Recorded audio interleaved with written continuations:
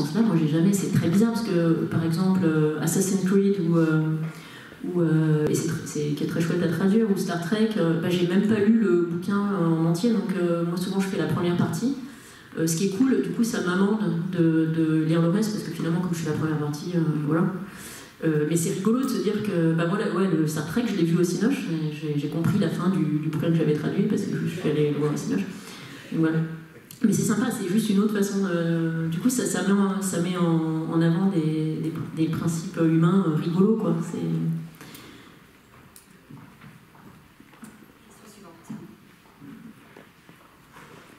Je vous propose la question suivante. Écrire, traduire, a-t-il changé votre lecture? Je dois dire que oui. Et non seulement ça a changé ma manière de lire, mais ça a changé la manière de lire de mon entourage. C'est-à-dire que je ne suis plus capable de lire un roman, que ce soit un roman français ou surtout un roman traduit, sans avoir des réflexes de traductrice ou d'éditrice.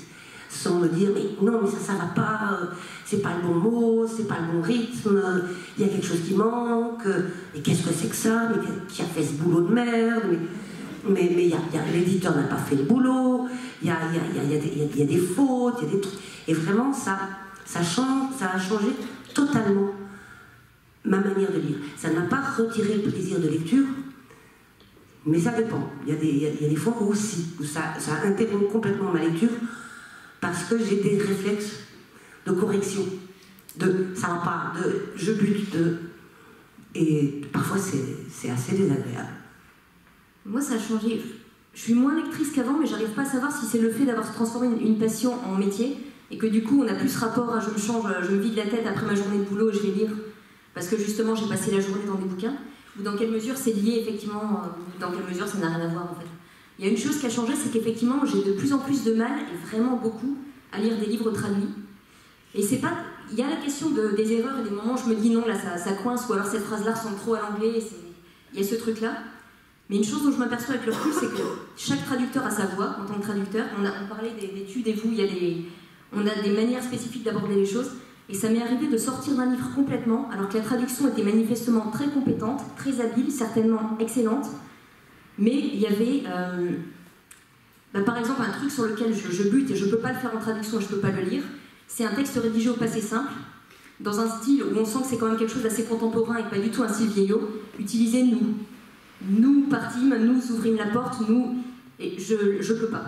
Ça et les imparfaits du subjonctif, si le truc n'est pas vieillot, je ne peux pas. Et moi, en tant que traductrice, je me débrouille. Vous pouvez vérifier dans tous les bouquins que je traduis au passé simple, typiquement... Prenez Brandon Sanderson, la série Cœur d'acier, c'est à la première personne, au passé simple, il n'y a pas un seul nous dans tout le livre. Je me suis débrouillée pour le contourner, et les correcteurs m'en ont rajouté et expliqué que non, en fait, non, pas un seul, ça colle pas, le style était trop contemporain. Mais c'est pas une erreur, c'est juste, moi, en tant qu'actrice, ça me hérisse, j'ai envie de passer le bouquin par la fenêtre, et j'ai trop la conscience, je pense, au bout de... ça fait quoi 16 ans de traduction. J'ai trop la conscience qu'une traduction, c'est une variation particulière, un regard et une langue parmi des milliers de possibles. Donc ce que je suis en train de lire, c'est pas le livre tel qu'il a été écrit, c'est tel qu'il a été interprété par un traducteur. Et ça me... Alors ça dépend, il y a des traducteurs dont... Il y a un nom qui me vient, par exemple, dans les collègues, il n'est pas là, je peux le dire.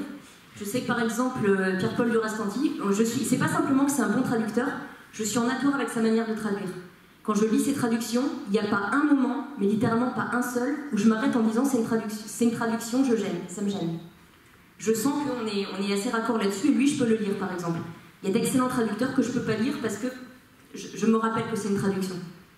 Donc moi, ça a changé ça, en tout cas. Moi, j'écris depuis que je sais lire, donc du coup, l'écriture n'a pas changé ma façon de lire, j'ai l'impression. Je peux lire... J'ai besoin de lire quand j'écris, je fais pas partie de ces gens qui doivent couper complètement le... Mais après, effectivement, ce que je lis se retrouve dans mon écriture, nécessairement. Et même à un moment dans Sousto où j'ai enlevé ces parties-là, mais à un moment où j'avais même envie de citer un personnage, enfin j'ai cité un véritable personnage d'un bouquin que j'étais en train de lire quand j'étais en résidence, parce que ce personnage-là m'a beaucoup influencé dans mon écriture, parce qu'on est, voilà, on est très perméable quand on écrit. Et j'ai voulu envoyer à l'auteur un mail comme ça un peu fou en disant est-ce que je peux prendre ton personnage, est-ce que je peux l'emprunter, tout ça. Donc ouais, on est hyper perméable quand on écrit, je trouve. Il faut, si vous écrivez, il faut faire hyper gaffe à ce qu'on lit. En fait, moi j'ai passé 2 jours entiers à me demander quel bouquin j'allais amener en résidence. Voilà, parce que pour moi c'était vraiment... ça pouvait être hyper dangereux, ou ça pouvait complètement me mettre dans un autre style, où je sais pas, c'était très...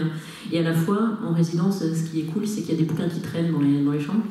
Donc tu peux laisser le hasard quand même t'amener une nourriture que tu n'avais pas, un nutriment que tu n'avais pas prévu d'emporter dans ton sac à dos, quoi. Du coup, je trouve que l'écriture et la lecture sont très liées. C'est con ce que je dis, enfin, tout le monde le sait, mais je veux dire, c'est très fort en fait. Et alors ce qui est chouette, c'est que quand j'écris, je lis beaucoup aussi, parce que c'est un temps... Enfin, je vous ai expliqué la mine hein, tout à l'heure, et quand t'écris, c'est pas... Enfin, moi, en tout cas, quand j'écris, c'est pas comme ça. J'écris... tu réfléchis beaucoup, Enfin, moi, je suis là, debout, je marche. Enfin, autant je peux traduire avec quelqu'un à côté, hein, autant écrire, on dirait un serial killer, quoi. Je parle toute seule, je marche d'un bout à l'autre de la pièce, je vais dans la cuisine, j'oublie ce que je fais là, je fais cramer mes compotes, enfin...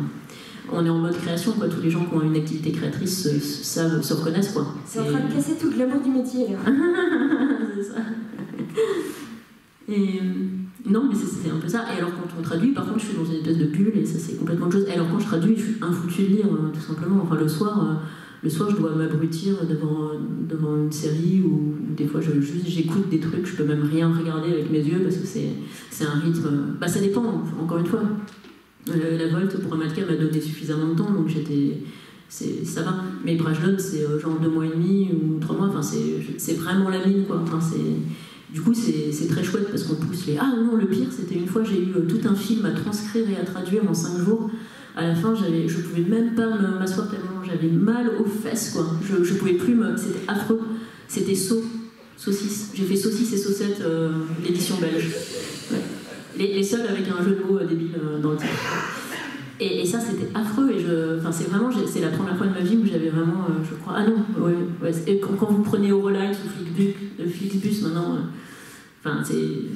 c'est genre 24 heures en bus, et à la fin, on va pas à la pause pipi parce qu'on se dit qu'on pourra pas se rasseoir tellement on a mal aux fesses, quoi. Et bah, c'était ça. Et du coup, là, voilà. Mais pour la Volte, c'était super confortable. C'est genre, ouais, tu nous fais ça tranquillement en 6 mois, et ça, c'est génial parce que t'as le temps de revenir. Ça, c'est autre chose. Et du coup, est-ce que ça a changé? Non, je crois pas. J'ai eu trop de copains et de copines cinéphiles, école de ciné, machin, qui t'emmerdent quand tu regardes un film et qui te disent ah, mais là, c'est n'importe quoi, c'est travelling. Voilà. Donc je m'auto-censure pour pas me faire chier moi-même quand je lis, quoi. Donc voilà. Non, moi, c'est vraiment... c'est devenu une déformation. C'est devenu une déformation, et en plus, j'ai des copains écrivains qui m'envoient leurs bouquins, les épreuves et des choses comme ça, et parfois, je m'énerve toute seule parce que je vois que le travail de l'éditeur n'a pas été fait. Qu'il y avait un titre, que ça a été fait trop vite, qu'il n'y a pas eu de véritable relecture, de véritable correction.